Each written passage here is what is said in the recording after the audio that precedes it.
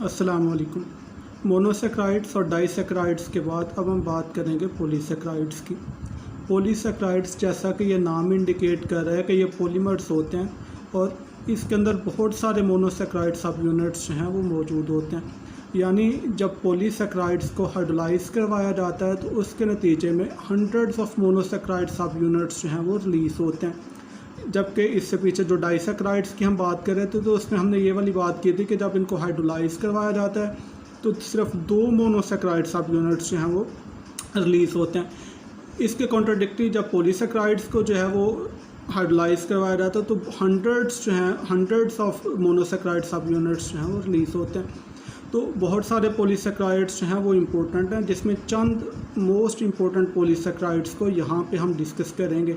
यानी इनमें हम सेलुलोज की बात करेंगे, इसमें हम जो है वो स्टार्च की बात करेंगे और हम बात करेंगे ग्लाइकोजन की। ये 3 मोस्ट इम्पोर्टेंट पॉलीसेक्राइड्स हैं जिनको हम यहाँ पे डिस्कस करेंगे।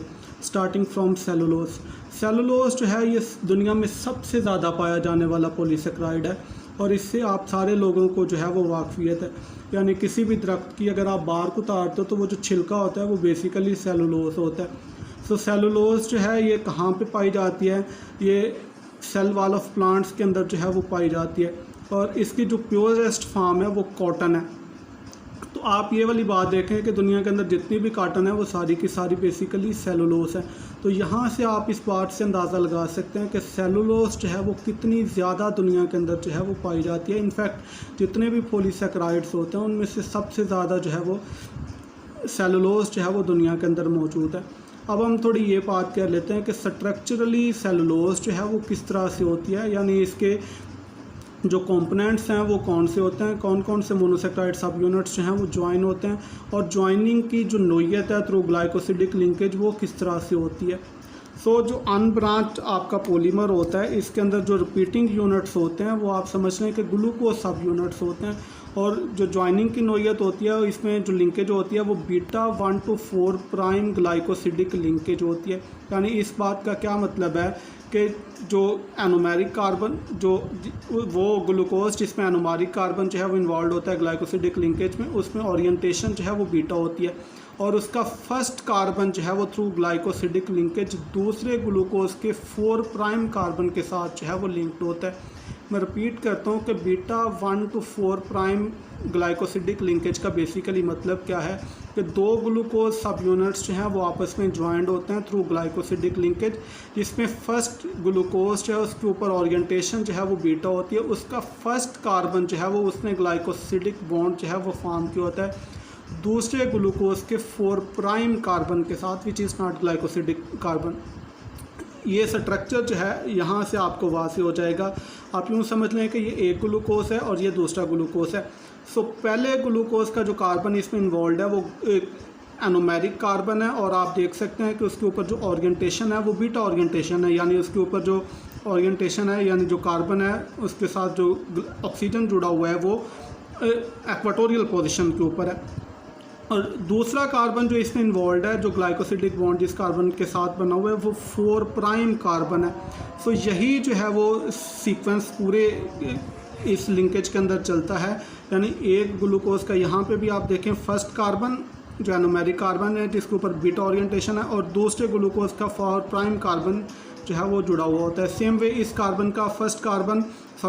ग्लूकोज का फर्स्ट कार्बन दूसरे ग्लूकोज के 4 प्राइम कार्बन के साथ जो है वो जुड़ा हुआ है और इसी तरह ये सीक्वेंस जो है वो चलता रहता है जिसके नतीजे में सेलुलोज जो है वो फॉर्म होती है। जी, तो ये स्ट्रक्चरल इसका एस्पेक्ट है। यानी इसमें बीटा जो है वो लिंकेज होती है फर्स्ट कार्बन का, फर्स्ट ग्लूकोज सब यूनिट का कार्बन नंबर 1 इन्वॉल्व होता है और दूसरे ग्लूकोज सब यूनिट का कार्बन नंबर 4 प्राइम जो है वो इसके अंदर इन्वॉल्व होता है। अब उसके बाद ये है कि चूँकि ये चेन की शक्ल में जो है वो स्ट्रक्चर मौजूद होता है, सो चेन्स और शीट्स के दरमियान जो है इनको स्टेबल रखने के लिए इंट्रामोलिकुलर हाइड्रोजन बॉन्ड जो है वो यहाँ पे एग्जिस्ट करता है और ये इंट्रामोलिकुलर हाइड्रोजन बॉन्ड जो है वो सेलुलोज की प्रॉपर्टीज़ डिटरमिन करने में बड़ा रोल प्ले करता है। किस तरह से? चूँकि जो OH ग्रुप होते हैं जो आपको नज़र आ रहे थे यहाँ पे, वो इंट्रामोलिकुलर हाइड्रोजन बॉन्डिंग में इस्तेमाल हो जाते हैं। वो इंट्रामोलिकुलर हाइड्रोजन बॉन्ड जो सेलुलोज की शीट्स और चेन्स के दरमियान जो है वो बना होता है। तो चूँकि बहुत सारे OH बॉन्ड जो हैं वो इंट्रामोलिकुलर हाइड्रोजन बॉन्डिंग में जो है वो इस्तेमाल हो जाते हैं। इसका मतलब कि बहुत थोड़े OH ग्रुप जो हैं वो सरफेस के ऊपर मौजूद होते हैं। अब बहुत थोड़े OH ग्रुप सरफेस के ऊपर मौजूद होने का मतलब ये है कि अब कभी इनके अंदर OH जो पानी है वो डाल दिया जाए तो पानी इसके साथ हाइड्रोजन बॉन्ड फॉर्म नहीं कर सकेगा, क्योंकि सरफेस के ऊपर OH ग्रुप जो है वो मौजूद नहीं है, अवेलेबल नहीं है। सो पानी के साथ हाइड्रोजन बॉन्ड नहीं चूँकि फॉर्म कर सकता, सो आप यूँ कह सकते हो कि सेलुलोज इटसेल्फ चूँकि नॉन पोलर है, नॉन पोलर इस सेंस में है क्योंकि इसके सारे OH जो हैं वो इंट्रामोलिकुलर हाइड्रोजन बॉन्ड में यूज़ हो गए और वेरी फ्यू OH ग्रुप्स हैं are available on the surface. तो नॉन पोलर होने की वजह से ये सेलुलोज जो होती है ये वाटर इनसॉल्युबल है। तो आप समझ सकते हैं कि कपास जो है वो कभी भी पानी में हल नहीं होती, मतलब आप करके देख लें, या मतलब ये जनरल ऑब्जर्वेशन की बात है कि जो कॉटन है वो कभी भी पानी में हल नहीं हो सकती। और फाइनली ये वाली बात कि सेलुलोज को जब हाइड्रोलाइज करवाया जाता है तो उसके नतीजे में बहुत सारे ग्लूकोज सब यूनिट्स जो हैं वो रिलीज़ होते हैं, जो फाइनल प्रोडक्ट है हाइड्रोलिसिस ऑफ सेलुलोज की।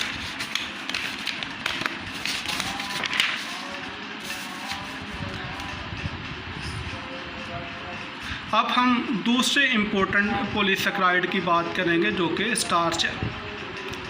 स्टार्च जो है ये कहाँ पे पाया जाता है? ये सीड्स में पाया जाता है, रूट्स में पाया जाता है प्लांट्स के। और स्टार्च जितने भी जो ग्रेन फूड है जिसके अंदर कॉर्न है, राइस है, वीट है और दूसरे पोटैटोज जो हैं इनके अंदर जो है वो स्टार्च पाई जाती है। सो फूड के अंदर जो है वो बहुत ज़्यादा स्टार्च जो है वो आपको देखने को मिलती है। डिफरेंट तरह की स्टार्चेस जो हैं वो आप खुराक के अंदर लेते हैं। और ये जो कपड़ों को लगाने वाली कल्फ होती है ये भी जो है वो स्टार्च होती है, और स्टार्च इसको कहा जाता है। अब स्ट्रक्चरल एस्पेक्ट्स की हम बात करें तो आप ये समझें कि स्टार्च जो है इसके दो कंपोनेंट्स होते हैं, यानी दो चीज़ें इसके अंदर जो हैं वो मौजूद होती हैं स्टार्च मॉलिक्यूल्स के अंदर। एक तो अमाइलोस और दूसरा अमाइलोपेक्टिन। स्ट्रक्चरली ये दोनों जो हैं इनके अंदर थोड़ा सा जो है वो डिफरेंस मौजूद होता है, ये अभी हम बात करेंगे। सो दो कंपोनेंट्स होते हैं स्टार्च के, ये आप ध्यान में रख लें। तो पहला कंपोनेंट जिसकी मैं बात कर रहा हूँ ये अमाइलोस है। स्टार्च मॉलिक्यूल जितने भी होते हैं उसका अराउंड 20% जो है वो अमाइलोस होती है, जबकि बाकी की 80% जो है वो अमाइलोपेक्टिन होती है। अब स्ट्रक्चरल एस्पेक्ट की अगर हम बात कर लें अमाइलोस की, तो इसके अंदर भी जो सब यूनिट होते हैं वो होते हैं ग्लूकोज, और इसके अंदर जो लिंकेज होती है alpha 1 to 4 prime glycosidic bond इसके अंदर होता है। यानी इस बात का मतलब ये है कि पहले ग्लूकोज का जो एनोमेरिक कार्बन होता है उसके ऊपर ओरिएंटेशन अल्फ़ा होती है, और उस कार्बन ने ग्लाइकोसिडिक बॉन्ड फॉर्म किया होता है दूसरे ग्लूकोज के कार्बन नंबर 4 प्राइम के साथ। मैं इस लिंकेज को दोबारा से जो है वो रिपीट करता हूँ कि alpha 1 to 4 prime bar glycosidic bond का मतलब क्या है।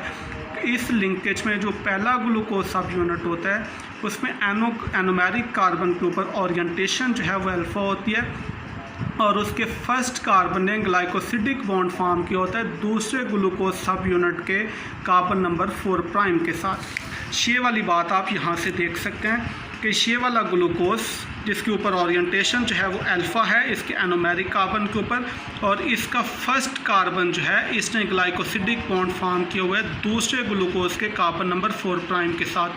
सेम वे ये वाला ग्लूकोज जो है इसका फर्स्ट कार्बन जो एनोमेरिक कार्बन है इसके ऊपर ओरिएंटेशन जो है वो आप देख सकते हैं अल्फ़ा ओरिएंटेशन है, यानी इसके ऊपर जो ऑक्सीजन मौजूद है वो एक्सियल पोजीशन के ऊपर मौजूद है, और इस ग्लूकोज के कार्बन नंबर 1 ने जो है ग्लाइकोसिडिक बॉन्ड फॉर्म किया हुआ है नेक्स्ट ग्लूकोज के कार्बन नंबर 4 प्राइम के साथ। तो इसी तरह से ये लिंकेज चलती रहती है, यानी बहुत से ग्लूकोज सब यूनिट्स जो हैं वो जुड़े होते हैं। इसमें फर्स्ट ग्लूकोज का कार्बन नंबर 1 और दूसरे ग्लूकोज सब यूनिट का कार्बन नंबर 4 प्राइम इन्वॉल्व होते हैं। तो मैंने अभी थोड़ी देर पहले आपको बताया कि ये जो स्टार्च होती है इसके दो कंपोनेंट्स होते हैं अमाइलोस, और दूसरा कंपोनेंट जो है वो अमाइलोपेक्टिन होता है। अमाइलोपेक्टिन जो है वो इसका मेजर कंपोनेंट है, यानी 20% तकरीबन जो है वो इसके अंदर अमाइलोस होती है, और अराउंड 80% जो है वो इसके अंदर अमाइलोपेक्टिन होती है। और अमाइलोपेक्टिन स्ट्रक्चरली भी थोड़ी सी जो है वो कॉम्प्लेक्स है compare to structure of amylose. यानी अमाइलोस में दो तरह की लिंकेज होती है, एक लिंकेज जो है वो लीनियर होती है और दूसरी लिंकेज जो है उसके अंदर ब्रांचिंग जो है वो होती है। पहली लिंकेज इस तरह से होती है, alpha 1 to 4 prime glycosidic bond होता है, यानी ये लिंकेज एग्जैक्टली उसी तरह से है जिस तरह से अमाइलोज के अंदर होती है। यानी फर्स्ट ग्लूकोज का एनोमेरिक कार्बन जो है उसके ऊपर ओरिएंटेशन अल्फ़ा होती है और उसका फर्स्ट कार्बन जो है उसने ग्लाइकोसिडिक बॉन्ड बनाया हुआ है दूसरे ग्लूकोज के कार्बन नंबर 4 प्राइम के साथ। मैं रिपीट करता हूँ कि लीनियर लिंकेज जो है वो इस तरह से होती है कि फ़र्स्ट ग्लूकोज के एनोमेरिक कार्बन के ऊपर अल्फ़ा ओरिएंटेशन होती है और उसके फर्स्ट कार्बन ने ग्लाइकोसिडिक बॉन्ड बनाया हुआ है दूसरे ग्लूकोज के कार्बन नंबर 4 प्राइम के साथ। और दूसरा जो ब्रांचिंग वाला इसमें होता है सीन वो इस तरह से होता है कि उसमें लिंकेज अल्फ़ा 1 to 6 प्राइम होती है, यानी फर्स्ट ग्लूकोज का जो एनोमेरिक कार्बन है अगेन उसके ऊपर ओरिएंटेशन अल्फ़ा होती है और फर्स्ट कार्बन ने ग्लाइकोसिडिक बॉन्ड बनाया हुआ है दूसरे ग्लूकोज के कार्बन नंबर 6 प्राइम के साथ। ये वाला स्ट्रक्चर आप यहाँ से जो है वो कंफर्म कर सकते हैं। अब ज़रा यहाँ पे आप गौर से देखें तो आपको ये बात क्लियर होगी। ये फर्स्ट ग्लूकोज है, इसका ये कार्बन नंबर 1 है जिसके ऊपर अल्फ़ा ओरिएंटेशन है और कार्बन नंबर 1 ने जो ग्लाइकोसिडिक बॉन्ड फॉर्म किया हुआ है वो दूसरे ग्लूकोज के कार्बन नंबर 4 प्राइम के साथ है और यहाँ पे जो ओरिएंटेशन है वो अल्फ़ा ओरिएंटेशन है। फिर इस कार्बन के इस ग्लूकोज के कार्बन नंबर 1 ने जो लिंकेज फॉर्म की हुई है वो नेक्स्ट ग्लूकोज के कार्बन नंबर 6 प्राइम के साथ है। ये वाला फ़र्क आप यहाँ पे यानी यहाँ पे ब्रांचिंग आ गई, ये फ़र्क आप यहाँ पे बना के रखें कि इस जो अमाइलोपेक्टिन है उसमें 2 तरह की लिंकेज है, यानी पहले 1 to 4 बार जिसमें पहले ग्लूकोज का कार्बन नंबर 1 जिसके ऊपर अल्फ़ा ओरिएंटेशन है उसने दूसरे ग्लूकोज के कार्बन नंबर 4 प्राइम के साथ जो है वो ग्लाइकोसिडिक बॉन्ड बनाया हुआ है। और दूसरी तरह की लिंकेज ये है कि पहले ग्लूकोज का कार्बन नंबर 1 जिसके ऊपर अल्फ़ा ओरिएंटेशन है उसने जो ग्लाइकोसिडिक बॉन्ड बनाया हुआ है वो बनाया हुआ है दूसरे ग्लूकोज के कार्बन नंबर 6 के साथ। यहाँ पे थोड़ी सी करेक्शन करता हूँ, यहाँ पे ऑक्सीजन जो है वो मिस कर गया हूँ मैं, ये इस तरह से यहाँ पे ऑक्सीजन होता है तो ग्लाइकोसिडिक बॉन्ड है। और फिर अगेन नेक्स्ट ग्लूकोज का कार्बन नंबर 1 उसने जो बॉन्ड बना हुआ है वो नेक्स्ट ग्लूकोज के कार्बन नंबर 4 प्राइम के साथ।